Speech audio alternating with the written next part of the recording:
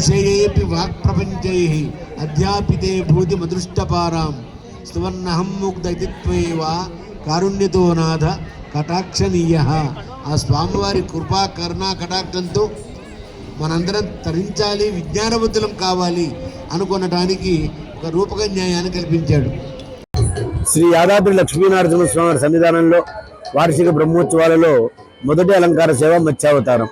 ఈ మత్స్యావతారం మానవుల్లో ఉండబడేటువంటి అజ్ఞానం అనేటువంటి అవిద్య నశించిపోయి సుజ్ఞానం కలిగి సువిజ్ఞానం కలిగి ఈ సమాజోద్ధరణ అందరికీ కలగాలనే దానికి ప్రతీకగా అర్థాన్ని పరమార్థాన్ని కల్పిస్తూ భక్తులందరికీ కూడా స్వామివారు మత్స్యావతారంలో దర్శనాన్ని అనుగ్రహించినారు.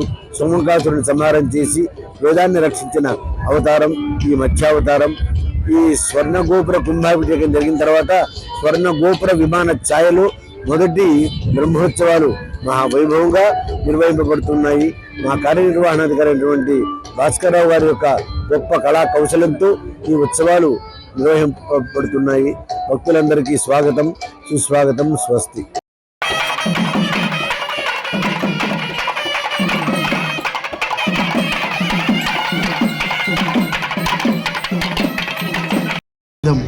అపురుషయేऽపి వాక్ప్రపంచైః అధ్యాపితే భూతిమదృష్టపారాం స్తవన్నహం ముగ్ధ ఇతి త్వమేవ కారుణ్యతో నాథ కటాక్షనీయః.